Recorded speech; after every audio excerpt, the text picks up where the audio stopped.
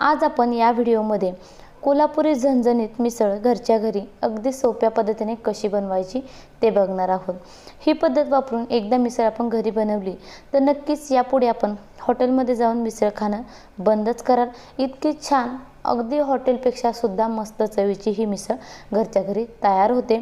अगदी आपल्या घरातील मोजक्या साहित्यामध्ये आज आपण मिसळ बनवणार आहोत। याकरता आपण मिसळ मसाला देखील वापरणार नाही। अगदी छान घरातील मोजक्या साहित्यांपासून छान झणझणीत कोल्हापुरी मिसळ बनवायला सुरुवात करूया। चला तर मग रेसिपीला सुरुवात करूया। व्हिडिओ शेवटपर्यंत नक्की पहा। मटकी आपण आधी कुकरमध्ये शिजवून घेणार आहोत। त्याकरता आपल्याला मिसळ बनवण्याकरता आपल्याला जितकी मटकी घ्यायची आहे तेवढी मटकी आपण एका छोट्या कुकरमध्ये टाकून घेतलेली आहे। त्याचबरोबर त्यामध्ये अर्धा चमचा हळद पावडर, चवीपुरतं मीठ टाकून घेतलेलं आहे व छोटे 3 चमचे यामध्ये आपण तेल टाकून घेतलेलं आहे। हे सर्व जिन्नस चांगले मिक्स करून घ्यायचे आहेत व कुकरला 3 शिट्ट्या काढून घ्यायच्या आहे। कुकरमध्ये आधीच आपण मटकी शिजवून घेतल्यामुळे मिसळ बनवण्याकरता आपल्याला जास्त वेळ लागत नाही। आता आपण मसाले तयार करून घेऊ घरच्या घरीच। त्याकरता धने घेतलेले आहेत, पांढरे तीळ घेतलेले आहेत, जिरे, लवंगा, चक्रीफूल घेतलेले आहे, 2 विलायची घेतलेले आहेत, 5 मिरी घेतलेले आहेत, तसेच 1 ते 1.5 इंच आपण दालचिनीचे तुकडे घेतलेले आहेत। हे सर्व मसाले आपण मीडियम फ्लेमवर खरपूस रंगावरती भाजून घ्यायचे आहेत। हे सर्व जिन्नस आपण वापरल्यामुळे आपण मिसळ बनवताना आपल्याला कुठलाही जास्तीचा किंवा मिसळ मसाला वापरण्याची गरज नाही। घरगुती साहित्यांमध्ये हा मिसळ मसाला आपण आज बनवणार आहोत।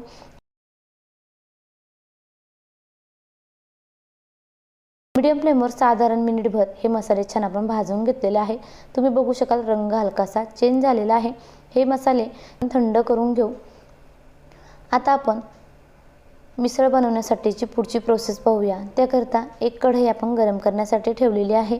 यामध्ये 1 चमचाभर आपण तेल टाकून घेतलेलं आहे। यामध्ये साधारण मोठे 2 कांदे मी मोठ्या साईजमध्ये चिरून घेतलेले आहेत। 2 कांद्याचे काप टाकून घेतलेले आहेत। कांदा आपण लालसर रंगावरती भाजून घ्यायचा आहे। अगदी कमीत कमी तेलाचा वापर करायचा आहे। कांदा आपण चांगला भाजून घेतलेला आहे। आता याचमध्ये आपण 15 ते 20 लसूण पाकळ्या टाकून घेतलेल्या आहेत। 1.5 इंच आल्याचे तुकड्याचे काप करून घेतलेले आहेत, ते देखील चांगले मिनिटभर परतून घेऊ। अर्धा मिनिट हे सर्व जिन्नस चांगले परतून झाले की यामध्ये साधारण 1 मोठा टोमॅटो आपण चिरून घेतलेला आहे, त्याचे काप आपण यामध्ये टाकून घेतलेले आहेत। टोमॅटो देखील मिनिटभर भाजून घेऊ किंवा परतून घेऊ। साधारण टोमॅटो सॉफ्ट किंवा असे मऊ होईपर्यंत आपल्याला परतून घ्यायचे आहेत। 1 ते 1.5 मिनिट टोमॅटो देखील चांगले आपण परतून घेतलेले आहेत। यामध्ये आपण थोडीशी कोथिंबीर टाकून घेऊ व परतून घेऊ। कोथिंबीर हलकीशी परतून झाली की यामध्ये आपण 2 चमचे खोबऱ्याचा किस टाकून घ्यायचा आहे।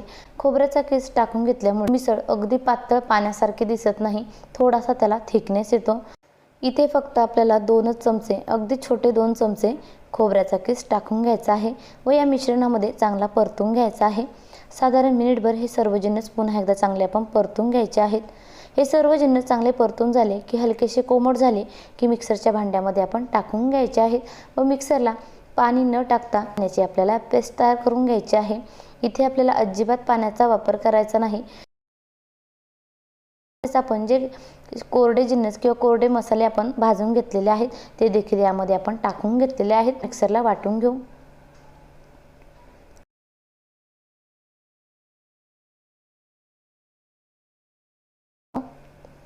आता आपण फोडणी देऊन घेऊ। कुकरला 3 शिट्ट्या झालेल्या आहेत। मटकी देखील आपली शिजलेली आहे।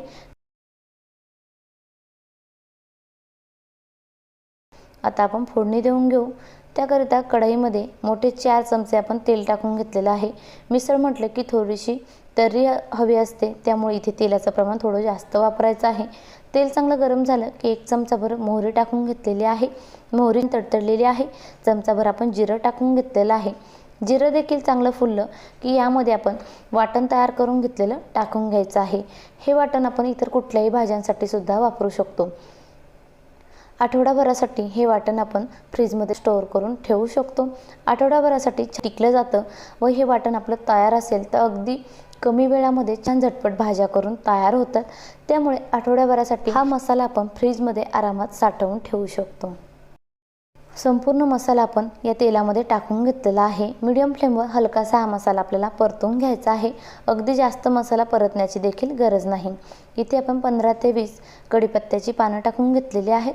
अर्धा मिनिट कढीपत्त्याची पानं देखील चांगली परतून घेऊ।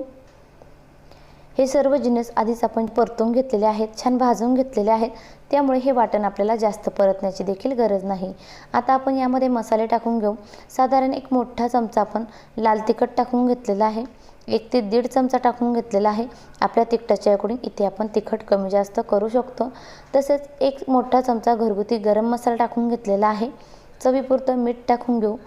बारीक चिरलेली कोथिंबीर टाकून घेऊ व मसाले चांगले परतून घेऊ। मीडियम फ्लेमवर तेल सुटेपर्यंत हे मसाले आपल्याला परतून घ्यायचे आहेत। इथे आपण मिसळ मसाला वापरलेला नाही किंवा कुठलेही मसाले वापरलेले नाहीत, फक्त गरम मसाला व लाल तिखट टाकून घेतलेला आहे। इथे मी साधं लाल तिखट टाकून घेतलेलं आहे। लाल भडक रंग येण्याकरता इथे तुम्ही काश्मीरी लाल तिखट देखील वापरू शकता। साधारण अर्धा मिनिट हा मसाला चांगला आपण परतून घेतलेला आहे। मिक्सरच्या भांड्यामध्ये जे वाटण राहिलेलं होतं त्यामध्ये मी थोडंसं पाणी टाकून घेतलेलं आहे व या वाटणामध्ये टाकून घेतलेलं आहे। आपण जे मटकी शिजल्याचं पाणी व मटकी आहे ती संपूर्ण यामध्ये टाकून घेऊ। मटकी शिजल्याचं पाणी गरमच आहे, त्यामुळे मिसळीला खूप छान तर्री येते। इथे तुम्ही वरून दुसरं पाणी वापरणार असाल तर थोडंसं कोमट करून वापरायचं आहे किंवा गरम करून वापरायचं आहे, त्यामुळे मिसळीला खूप छान तर्री येते। आपल्याला मिसळ जितकी पातळ किंवा घट्ट हवी आहे त्यानुसार इथे आपण पाण्याचं प्रमाण कमी जास्त करून घ्यायचं आहे। इथे मी मटकी शिजवल्याचं पाणी टाकून घेतलेलं आहे। वरून बारीक चिरलेली कोथिंबीर टाकून घेतलेली आहे।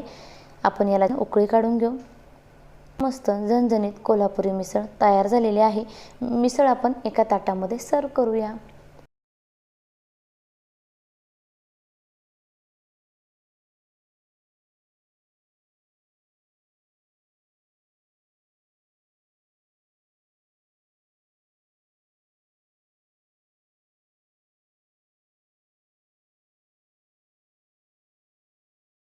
तुम्ही सुद्धा ह्या सोप्या पद्धतीने मिसळ एकदा घरच्या घरी नक्की ट्राय करून पहा। रेसिपी आवडल्यास कमेंट बॉक्समध्ये नक्की कळवा। व्हिडिओ आवडला असेल तर व्हिडिओला लाईक करा